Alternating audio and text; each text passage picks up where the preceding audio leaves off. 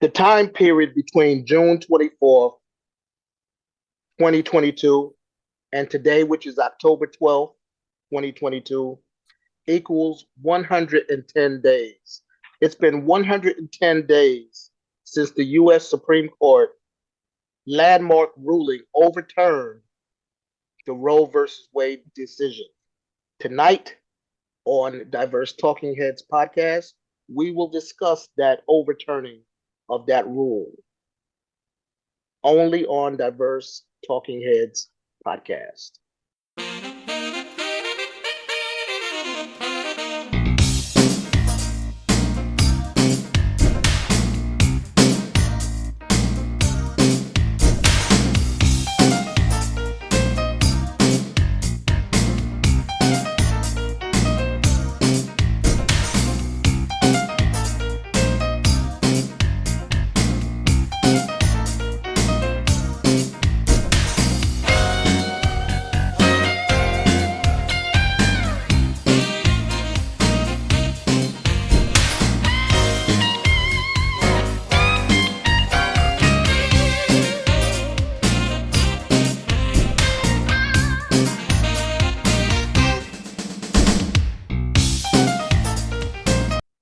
All right, here we go. Here we go. Diverse Talking Heads podcast. I'm your host, Calvin Gibbs. Thank you for checking out this episode of Diverse Talking Heads podcast. This is a very important topic for discussion this evening.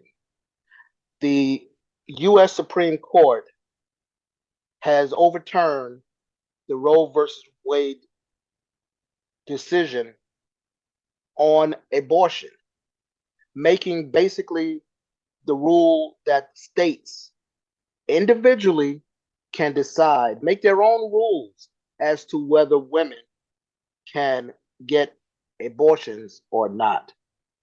So I will be the host today, but we have a great panelist group here this evening. With us this evening will be Karen. Hello. Hey, Karen, welcome to the show. We also have Dan and Sharon. Hey, Dan. Hey Hey, there. Sharon. Well, Hello, Dan. Hello. Hello. And we have Charlie. Calvin, thanks for having me. Thank you for being here. And we also have Mark. Good evening, everybody. Good evening. Good evening. So let's get right to it. In this country, a majority of Americans disapprove what the U.S. Supreme Court has done. That being overturning the rule of the Roe versus Wade decision, which had guaranteed a constitutional right to an abortion for women for nearly 50 years.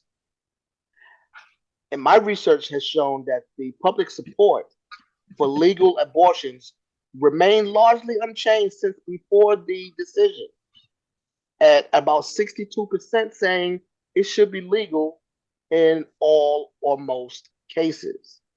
Now, on this show, we talk about different issues, and it's not necessary or guaranteed that we all will agree.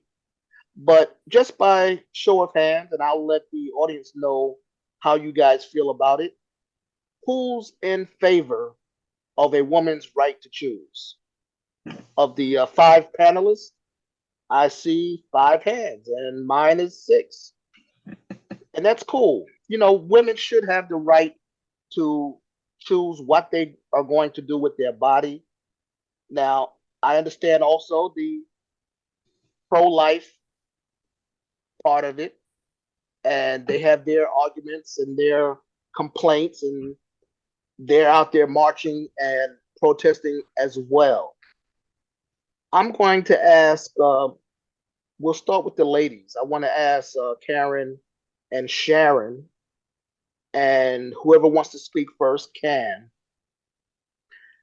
How did the ruling back in June 24th, how did this make you feel as a woman in America? Sharon?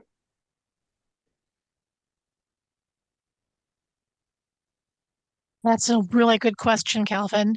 It made me feel like I don't have a full say as to what happens to my body, that I cannot make decisions based on my own choices, possibly in consultation with my doctor, that there are other people who are making these decisions for women throughout the country.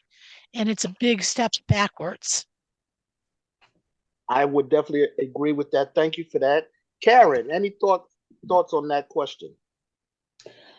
I'm disappointed in the Supreme Court for reversing it, but um, the thing that's overwhelming for me is the fact that a group of men are trying to tell a woman what she can do with her body. If a woman is pregnant, let's say she has an ectopic pregnancy, which is having a fetus in the tubes, in her a child in her tubes, her ovarian tubes, she can die from that. So to tell a woman that she has to go through with that pregnancy and risk her life is not okay. It's not okay. And especially to tell, and another thing, to tell a woman what she can and cannot do with her body. Different circumstances, different situations occur. Not every woman is waving her hand, oh, let's have an abortion. That's what I'll do. I'll have an abortion as a form of birth control. There are extenuating circumstances that are minimized and almost invisible as to why some women have abortions. And it needs to change. I mean, it's gone down to the state level. So hopefully a bunch of women in each state will vote to protect that right to do what they can and want with their bodies, especially when it comes to their health. Now, it seems to me that politics has really taken over on this issue because to me, the Supreme Court is punking out by saying, okay, we're going to reverse this and leave it up to the states. Now you guys figure it out for yourselves. And the legislature in, of course, Republican states, they're going to be happy to not have abortions in their state. And it seems that some of the Democratic state-run states are trying to be, uh, for lack of a better word, shelter states, safe states where women can come, like the state of Illinois, to come there and get abortions. But then they start playing dirty. Okay, well, now we want to find the doctors. You know, if someone helps or drives the woman to the clinic, we want to hold them accountable as well. Any thoughts on playing dirty? Is this dirty playing, or should this be happening? Charlie.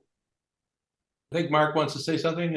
Mark, did you want to say something? I'm sorry. Yeah, I wanted to kind of bounce off what Karen was talking about because I live in Kansas City, Missouri. It's kind of funny, Calvin. Oklahoma City's in Oklahoma, New York City's in New York, Kansas City is in Missouri. And but we do have a Kansas City in Kansas, right across the borderline. It's a smaller version of the city, but in Kansas, we were the first state to actually test this whole thing that you're talking about right now. And on August 2nd, at a time when there's usually low voter turnout, especially among Democrats, the conservative politicians put an amendment to the Constitution on the state ballot. It was called a Value Them Both amendment. And it was really advertised in a very misleading way so that people would value the mother and the baby. The Catholic Church put $3 million into the campaign. And the amendment would affirm that there is no right to abortion or require government funding of abortion. And they would write that into the Constitution. If you voted for the amendment, it would affirm that there is no constitutional right for an abortion in the state of Kansas. And a vote against would be would make no change in the state constitution, because the state constitution upholds the right for a woman to have an abortion. And to much people's surprise, the no vote won by over 62% of the vote in a very Republican, very conservative state. Women came out and voted in huge numbers in Kansas and sent a message to the whole nation that they don't want a government, especially these political leaders that say they are for less government, but yet they're willing to get involved in a woman's private conversation with her doctor.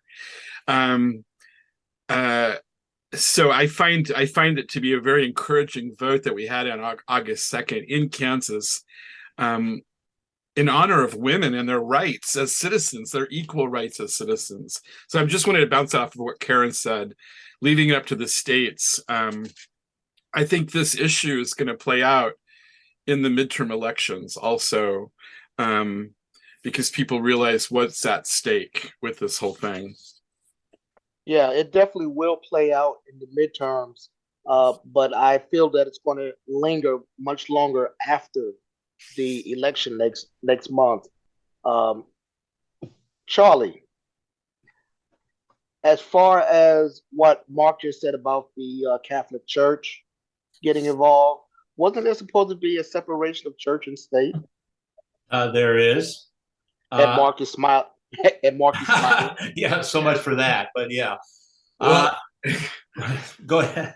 There's a local Catholic university in Kansas City, Kansas, that had a big vote yes on Amendment 2, and I called them and said, "Aren't you a church? Aren't you supposed to?" And they said in a state amendment cases and in moral issues, the government allows the church to get involved. Wow. So they don't have to pay taxes. Right. On all the land they own, all the things they own, but they can spend $3 million in a campaign as a nonprofit entity, and it's allowed to them under our law. If it's a moral issue or if it's like a state referendum issue, then they're allowed to be involved politically. That's what I was told from the dean of students of this Catholic university. It actually wasn't the university, it was the Catholic high school. That's how they also they said it was on a high school's grounds, not the college's grounds. So but here's the other part about it as well. The government is prohibiting funding for these abortions with no exception for rape, incest, danger to the woman's life. I would say probably even danger to the unborn fetus if something is wrong with the child.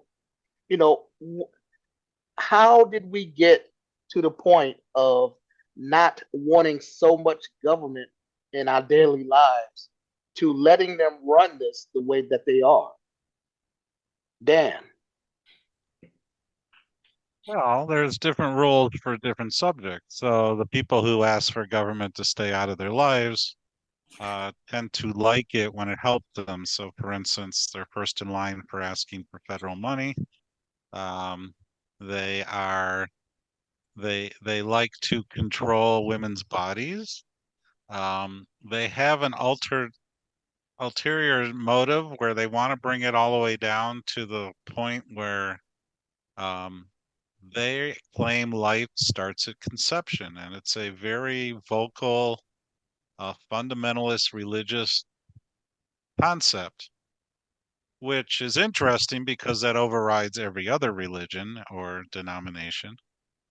But they have gotten themselves into the places of power. If you look at the actual decision, it has a lot of that in there. I mean, he even goes back to the 13th century. So an interesting fact about that is I was doing some reading, and according to the U.S. Institute of Health, only 25% of fertilized eggs go to term. So if life starts at conception, 75% of those are gone, which by their rules would make the couple accessories to murder. This is what the consequences are. So what they've decided is we don't want government in our lives except when we want other people to do what we want them to do. And they're okay using the power when it's to their advantage. Because this has been on the books for nearly 50 years. I mean, Yes. some things, if it's like not broke, don't fix it or don't mess with it. So my question was, after all that has happened in the last 2 or 3 years in this country, why now? Why now? Why at this point Because they have in the time? upper hand and they have the majority in the Supreme Court.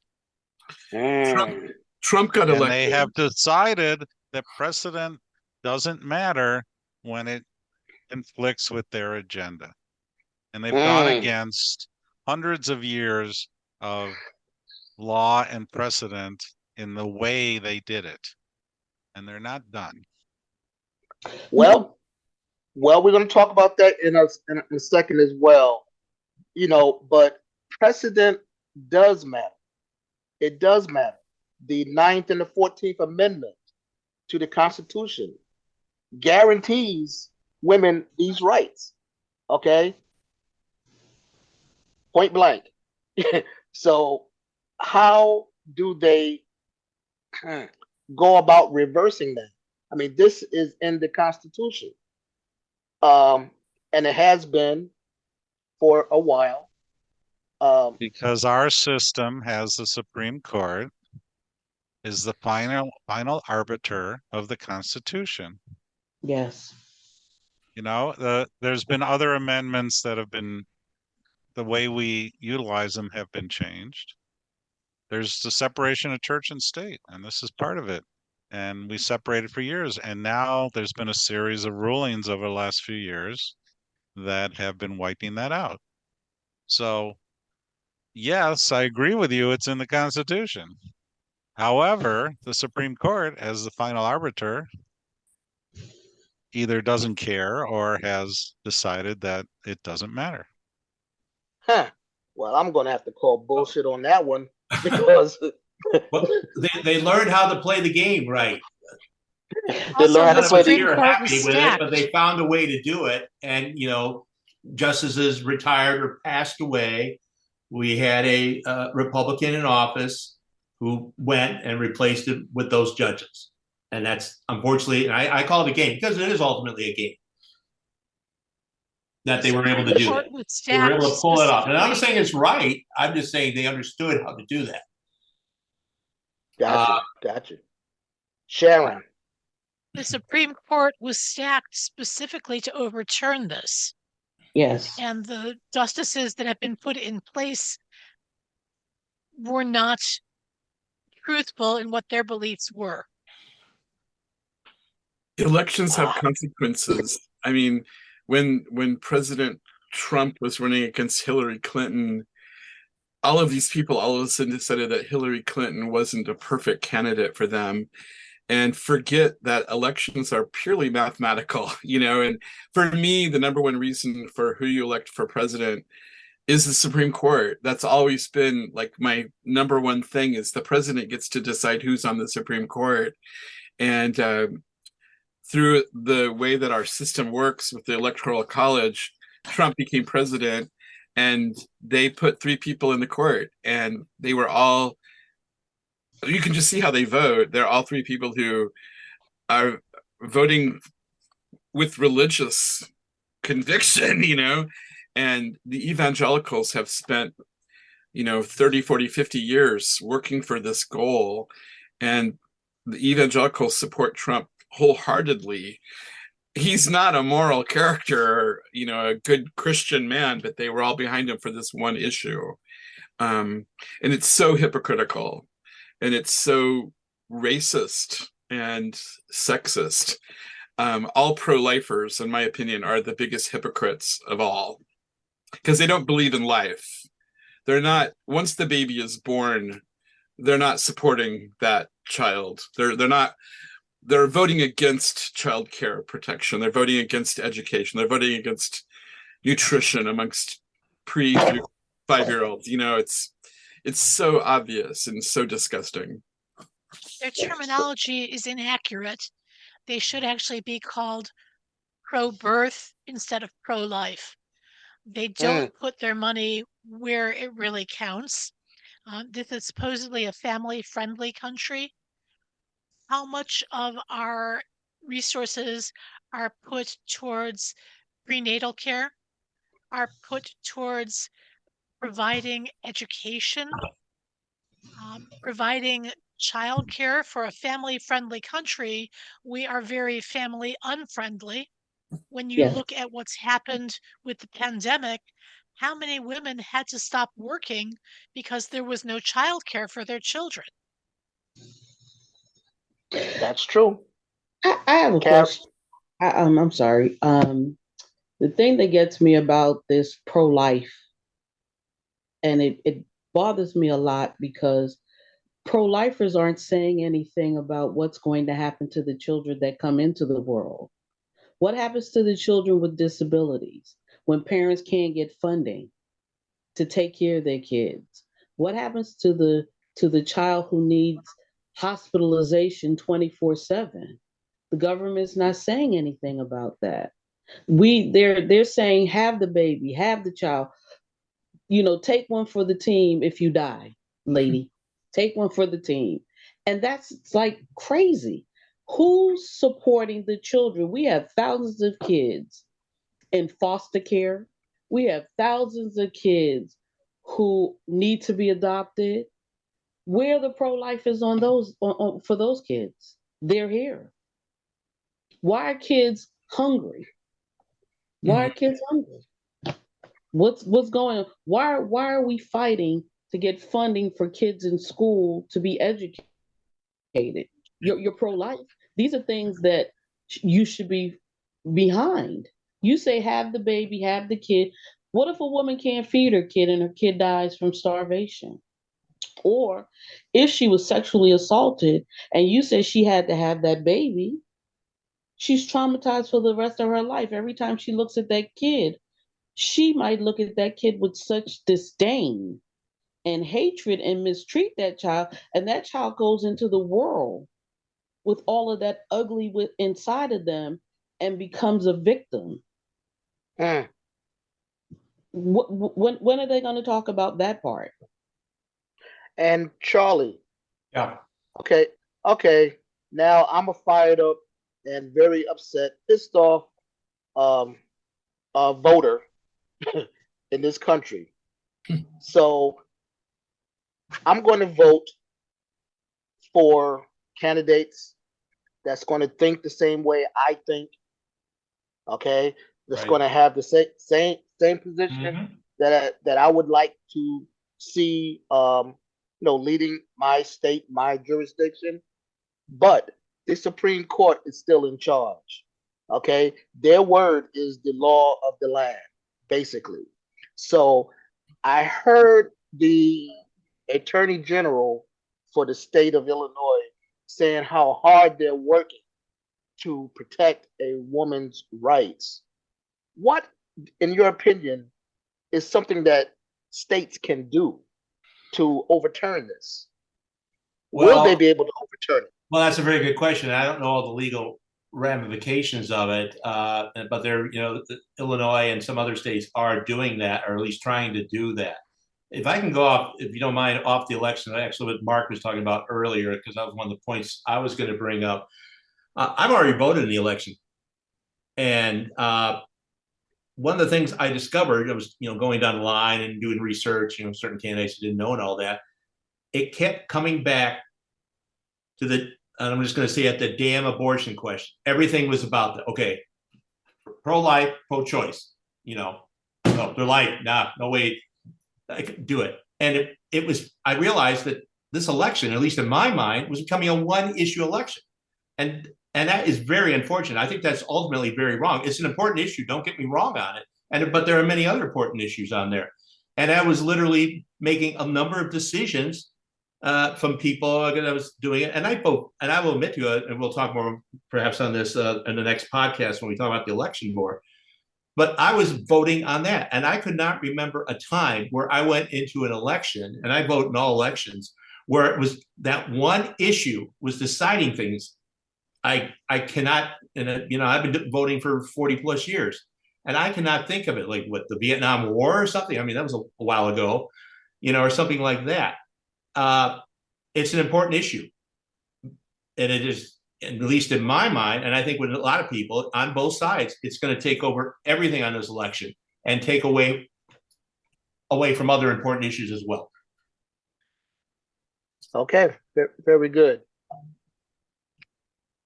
My next question is for this one is going to be thrown out to whoever wants to take it.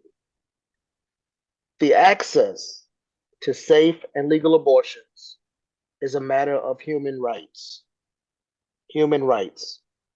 Now we know all about the immigration issues.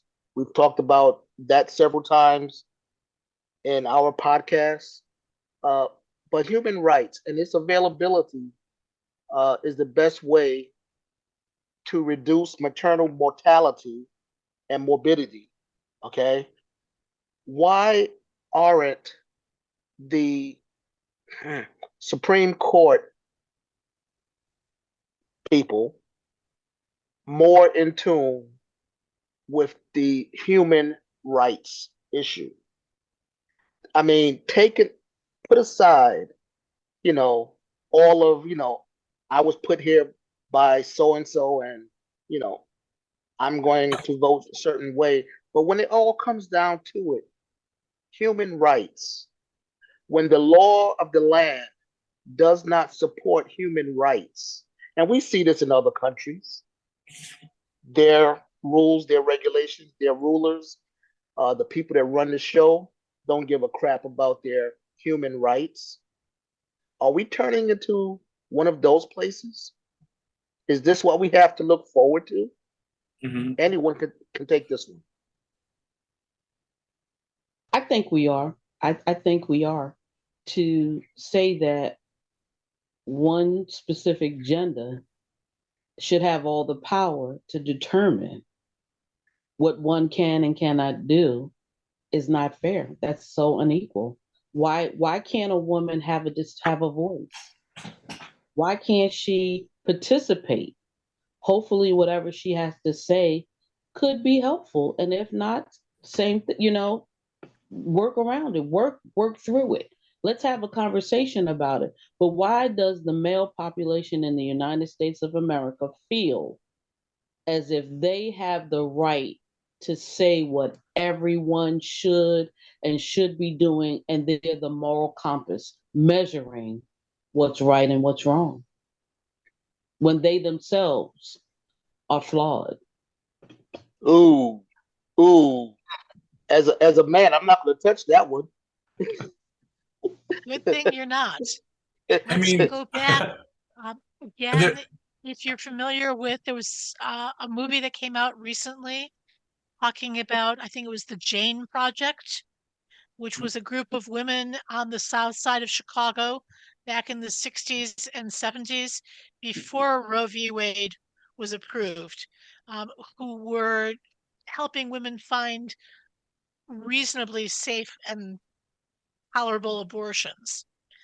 And over the number of years they operated, I believe the number was over 1,000 women they helped.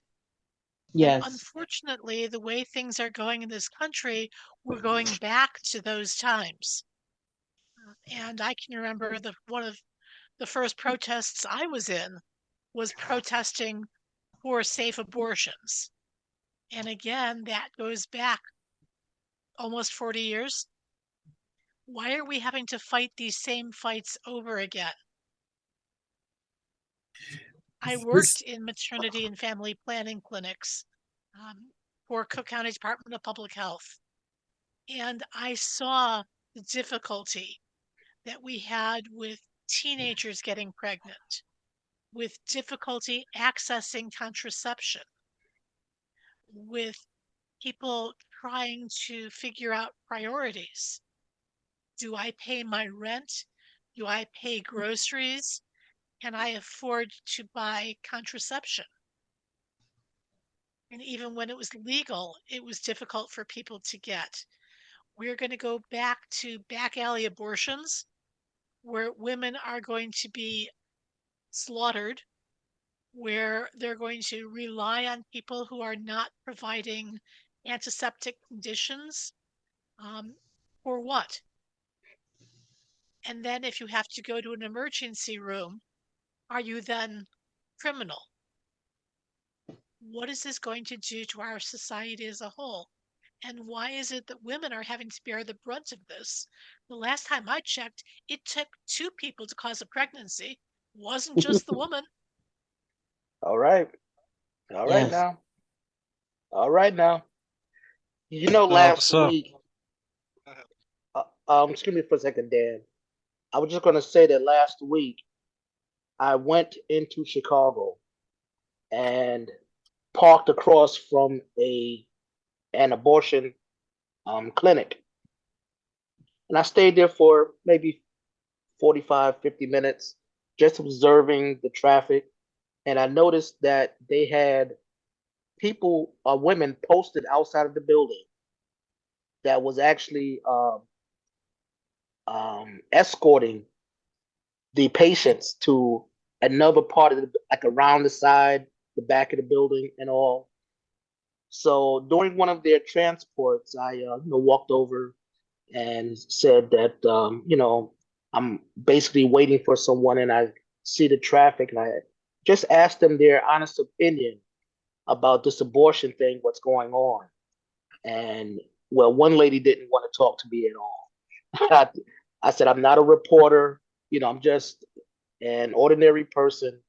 I'm waiting for somebody. I actually am doing a podcast next week, and I just want to get your feelings. I mean, you talk to these women, you know, what's going on in their minds. I mean, we know the pressure uh, of the situation they're in, but they're the ones that's actually going through this, you know, and in some places, this is going to be considered illegal or criminal. How are they feeling? And one escort did tell me that this is not over, that it's going to blow up. She's there just to help the women that she can help, but it's out of her hands. And before this is all over, it's going to be a bigger mess. Now, a few minutes ago, we talked about human rights. And I think Mark mentioned that, or somebody mentioned that this is just the beginning. And I believe that this is the beginning of taking back rights from people. I'm going to ask Mark. Mark, where do you see this going outside of the abortion issue? I've always felt like the gay rights movement was something that happened because of the women's rights movement, which was something that happened because of the civil rights movement. And all of them together are a larger movement for equality of people. And so I've always fought for all of those movements. And I was raised by a single mom. So I was a feminist as a third grader because I saw what my mom had to go up against as a working mother and a society that treated her differently. So we know that Alito and Thomas, and they've written it in their papers, that gay marriage is one of the next things that they want to try to go after. And they're basically taking away things that we fought so hard for, all of us. I used to live 2 blocks away from Planned Parenthood of Greater Kansas City. And on certain mornings, I would be woken up by people with a loudspeaker sitting outside of the Planned Parenthood. There would be like young women being escorted into Planned Parenthood. And these men are saying, there's blood on the floor. You're going to hell, little girl. What you're doing is, this very threatening statements. And one morning I just sprang out of bed and walked down to Planned Parenthood and walked right up to the guy with the loudspeaker and said, would you please turn it down? People in this neighborhood are trying to sleep. And how would you like me to come into your neighborhood and do this? And they just kept blaring their stuff. So I reached down to turn the volume down on the amplifier, and two of the abortion clinic protesters started clubbing me with their signs. And Wow. the Planned Parenthood workers were coming into work that day, watching me being hit over the head with these wooden signs at the wrought iron fence around the Planned Parenthood. And they called the police. And the police came, and I was asked, do you want to press charges?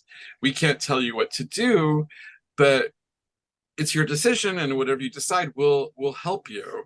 So I said, okay, I'll press charges. So I had to actually go to court and testify against these two men who were clubbing me over the head with their signs. And unfortunately, in court, they told two totally different stories, and their own their own witnessing on the stand basically destroyed their own testimony, and the judge found them guilty. It's kind of rare that this actually happens, but the local newspaper kind of made them out to be heroes because they spend all of their hours going out protesting for pro-life. And in the story, they talked about how these two men have families at home. One of them had 7 kids at home that never see their dad because he's always out protesting these clinics.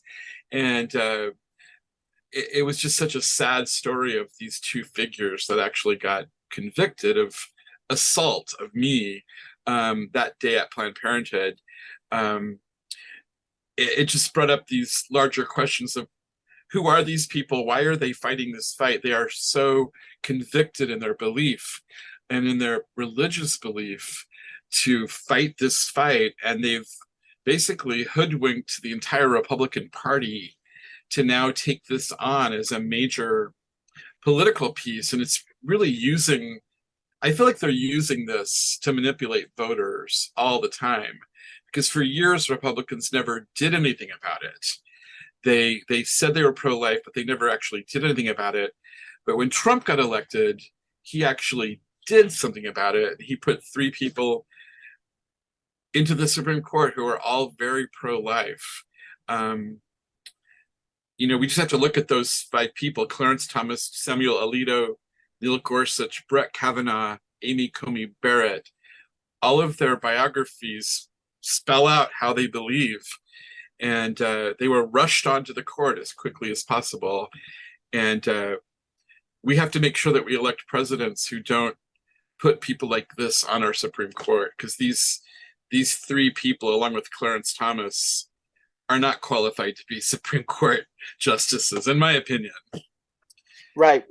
And, I actually read some of Samuel Alito's opinion, his paper on Dobbs versus Jackson Women's Health Organization. And in it, he argued that it was the constitutional right to abortion must be eliminated. Okay, so states can do as they see fit. The problem with that is I keep coming back to the history of the 14th Amendment, which says no state shall make or enforce any law which shall abridge the privileges or immunities of citizens of the U.S. Blah, blah, blah, blah, blah. But we have a long way to go. We will see what the next few weeks bring and what the results of the midterm elections will be. We actually have another segment coming up in 2 weeks on the November elections. So you want to tune in for that. And right now I'm going to ask the panelists, anyone want to give a last thought on this topic today? Yeah, I'd like to give one last thought. We asked about why the it tends to be more male controlling this and stuff and making these decisions. I think what happened in Kansas shows you the way. The women have to get out there and vote, because right now a lot of the organizations that oppose abortion are headed, or at least have a showpiece, who is a woman. and they're very effective with that. So what you have to do is you have to get out there and vote, and you got to vote in more women, and you got to vote in more people who are on our side, because it's not just abortion, it's actually democracy itself that's on the line. Mhm. All right. Absolutely, because here's the thing. We always say that women outnumber men in America. And what a lot of women have done since the women's movement is become comfortable allowing other women to fight their battle. As long as we put the information out, I don't have to participate. I don't have to worry about that happening. Roe versus Wade, the reversal of that, took American women so far back, it caught them off guard. Had they known that this was going to happen, they would have been more proactive like they are becoming now. And for the people who are saying, let's outlaw abortion, when it hit home, call and tell us how it works for you and your family. All right. When your 14-year-old daughter is raped and she's pregnant, how does that work for you? All right. Well, thank you to all the panelists. We're going to take a little break right here, and then we'll be back with our round robin discussion, which will be led by panelist Dan on Diverse Talking Heads podcast. You are listening to Diverse Talking Heads on Spreaker.com. Diverse Talking Heads can also be found on most popular podcast platforms. And we are back. This is Diverse Talking Heads podcast. I'm your host, Calvin Gibbs, and now we are in our round robin discussion segment. And this will be led by our panelist, Dan. Dan, take it away. What are we talking about today? Okay, thank you, Calvin. There's been a lot in the news and all over about the effects of what's happening with the climate. The storms have been getting bigger. We have more floods. We have larger hurricanes. We have more tornadoes. We have more heat. We have more cold. Some people call it warming. Some people call it climate change. It's really a matter of we've added more energy to the system, and it's a lot more active. So recently, there was quite a devastating hurricane in Florida. And it's a little bit personal because my mother lives not too far from where it hit. But the question I want to get to is, whenever we have a disaster, immediately there's a call for federal aid. And if you take Florida's case, what's interesting is every national figure there, all the 2 senators and all their House members who are Republican actually voted against any aid for anybody else. But that's not really a question I'm looking for. So these things tend to hit in similar places, and they hit over and over again. They flood the Mississippi. Up here, they hit Florida, they hit Louisiana, they hit, New Orleans. And every time we rebuild in the exact same spot. And my question to you today is, I think we should help the people who have been hurt and try to help them up and feed them and rescue them and do the humanitarian pieces. But should we rebuild in the same spot? Should we move them to a higher place? Should we take those coastlines and those barrier islands and make them national park and say you can't live there because the climate doesn't support it?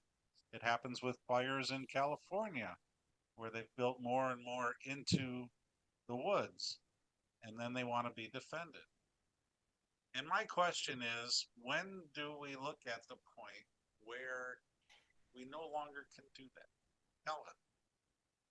Well, Dan, I will ask this question to answer your question. What is the definition of insanity? doing the same thing over and over again and getting the same results. When you have tornadoes, hurricanes that's hitting every year, every other year, and it's devastating. Okay, and you got to rebuild and rebuild again, and get the um, core engineers in to build barriers and this, that, and the other, and yet it's still not working. You got to rebuild yet again. Then maybe something else needs to be done. Maybe we need to look at um, walls that will keep out the brunt of an ocean storm, or something that is wind resistant, something that can be built into the ground from an engineering point of view, that can sway with the wind and not break. You know, Yeah, um, so a good idea. I mean, there was a town just north of Fort Myers. Fort Myers was devastated.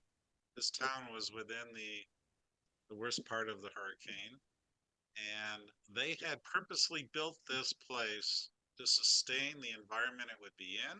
It had solar panels, it had ways for the water to flow through, it had only natural plants to the area that had evolved in that environment. And guess what happened? A couple houses lost a couple tile roofs, and one or two trees fell down. And they still had power when the storm was over. So there's an example of where you built in the same place, but you did it. They also put it higher up on the ground. They didn't build right on the water. But we have people on the Florida coast who've had their homes rebuilt for them 7 times with federal money.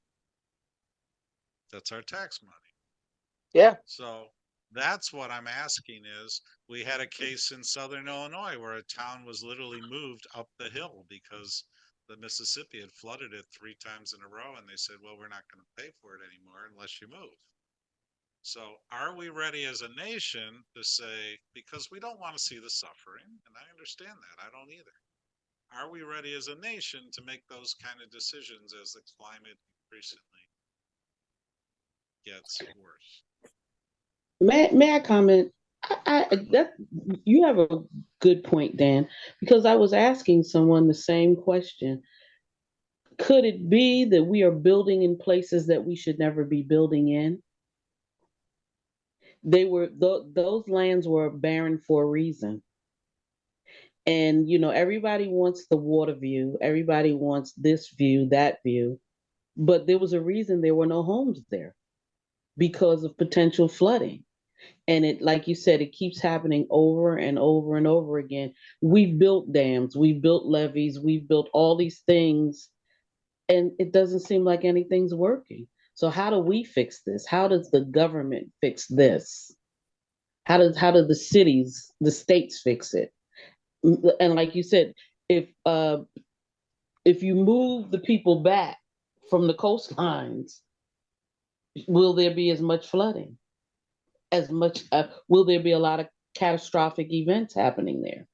We've got to rethink some things in America. We really do. I mean, we have great ideas, but every view is not a good view. You see houses floating down the river. Well, global warming is not going anywhere. That's only going to Absolutely get that's only going to get worse. right. You cut down the trees. As we look into the future, we're all largely from the Midwest, so we're all living in a pretty safe, in terms of the coastlines. As the oceans rise, people are all going to be moving into the Midwest, to get away from that. I mean, Florida was like swampland, basically, and we've done so much destruction of the barrier reefs in around our coastlines, that have caused all of this. And we're not, all these conservatives that call themselves conservatives, they're not even thinking about their grandchildren, the future. It's so sad to see people just pretend like this isn't happening. I loved seeing Governor DeSantis sitting with Biden, and Biden had his hand on DeSantis' arm, and I love seeing that because here he is spouting all this anti-Biden stuff. I mean, everybody's running for office on an anti-Biden campaign if you're a Republican, and there he is having to have Biden's hand on his arm because he's wanting that big handout. I thought that was a really great picture. Only a big wad of cash, yeah. Yeah, right. Okay. And Dan, I was going to tell you, I think you need to talk directly into your microphone because it's hard to hear you sometimes. Okay. Charlie, do you have I tend to be rather cynical on this subject because this is like a human nature subject. Once the age of sunbathing occurred and people wanted to move to warmer climates here, was it almost 100 years now, I guess now, Florida became very attractive. Florida was mostly a rural, farming state before that. People moved there. Most people moved on the coast. I have family down there. I know people down there. And they moved there because they wanted the sun. And even though, once in a while we get a hurricane or two, and I've had family members go through this. All right, that's cool. Government will give us money. We'll build a house or, repair the roof or whatever we're going to do on it. I think people want to go there because they like it there, because it's sunny, and in January it's 85 degrees or whatever.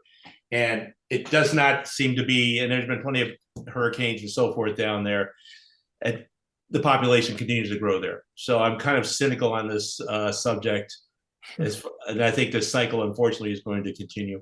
Well, they have 20 million more people now than they did when the last big hurricane hit. And there's about 600 people a day moving into Florida. So that's where we have to make a decision.